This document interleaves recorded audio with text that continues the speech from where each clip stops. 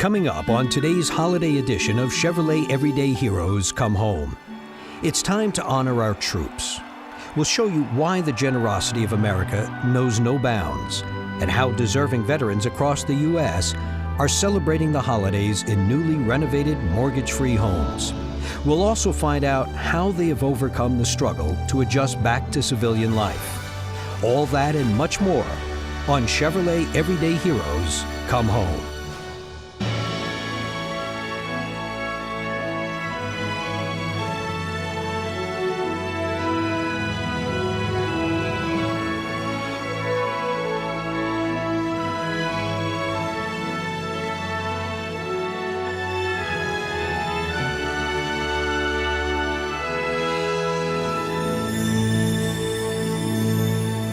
Welcome to this special edition of Chevrolet Everyday Heroes Come Home. With the holiday season now upon us, many Americans spend time reflecting on the blessings in their lives. As families gather around to give thanks, many also spend time giving back to those who are less fortunate, both at home and abroad. For all of its problems, no country in the world gives more than the United States of America. Countless charitable organizations give the citizens of our country ample opportunity to help out during the holidays.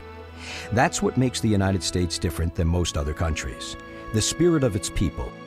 Inevitably, our thoughts often turn to our troops overseas, for without their sacrifices, our freedom and holiday celebrations would not be possible. So as the war continues to play out in the Middle East, the American dream lives on because of the heroic efforts of our armed forces. Over the next hour, we'll show you how one organization is making a life-changing impact in the lives of our wounded warriors.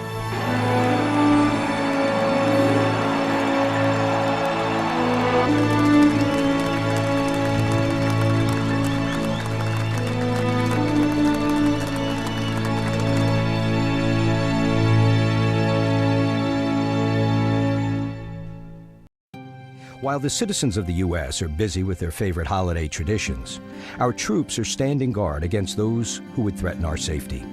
But it's also a time for some familiar traditions to be enjoyed by our military. Thanksgiving and Christmas meals may not have all the creature comforts of home, but they're enjoyed and greatly appreciated nonetheless. Kansas native Rodney Price considered his fellow soldiers to be an extended family. A family that leaned on one another during some difficult times. You're set in a situation where, do you want to think about the holiday or not? I mean, because thinking about it can be depressing, or thinking about it can take your mind off what you're supposed to be doing. But overseas, you got brothers and sisters there that are your family, and nobody lets anybody get down too much. You know, that's the way we rolled anyway. Home's always in your mind. I mean, yeah, you're always homesick, but I guess the way that I found to deal with it was to always stay busy and stay active and try not to think about as much as I could, but you know, the mission at hand.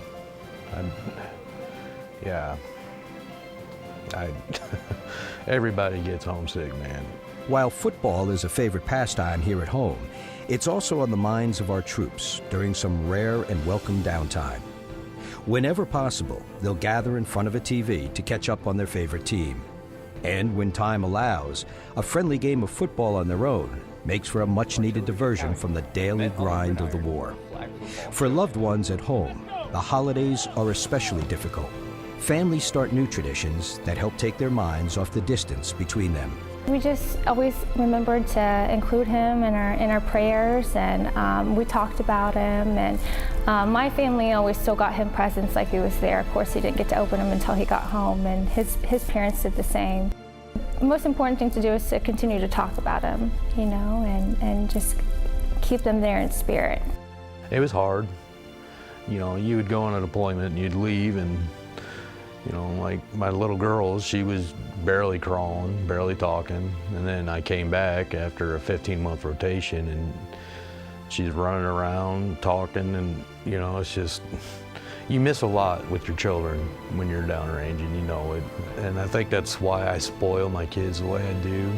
is that guilt of not being there and watching that stuff. But yeah, it is pretty hard, man. Thanksgiving and Christmas is extra special for those who have returned home from war. Making up for lost time with family tops the list of priorities. The holidays are special to me because it's a time that I get to just spend with the family. You know, I don't have to work, and you get to eat all you want and watch football and all that good stuff. So all the stuff that you don't get to do when you're gone or any of that stuff. That's what it's all about. You know, when you are gone, that's what you think about anyway. So then when you get home and you do get to do it, that's what it's all about. When the long deployments finally come to an end, the battle isn't completely over.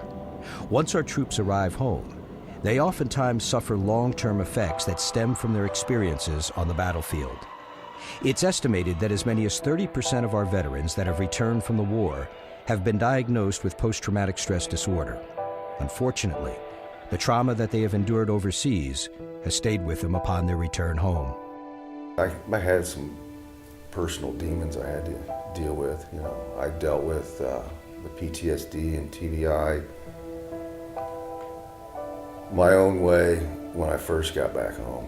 You know, I thought everything was okay. I didn't know exactly what was wrong, and I lost track of my family. You know, I lost track of what was more important to me. That's the one thing that this war did to me that I'll never quite get over or forgive myself for, because I wasn't big enough to understand it. And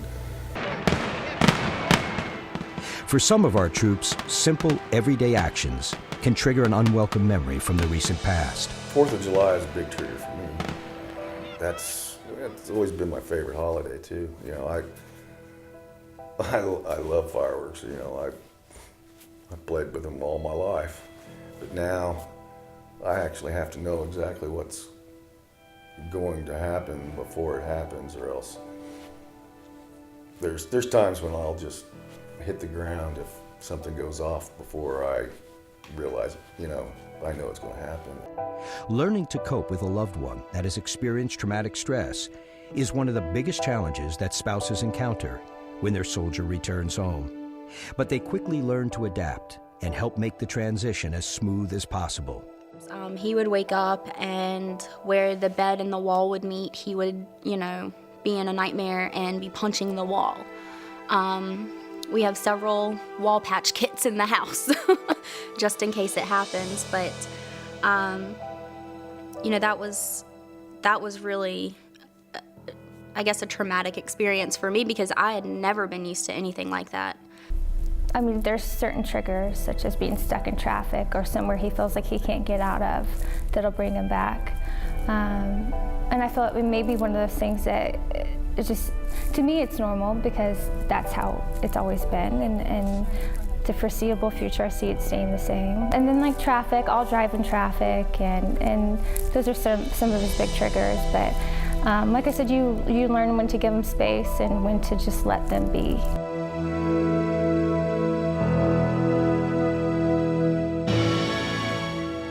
It's time for our first break of the day, but stay with us. On the other side, you'll meet some ordinary people who've accomplished extraordinary things. Stay with us. We'll be right back.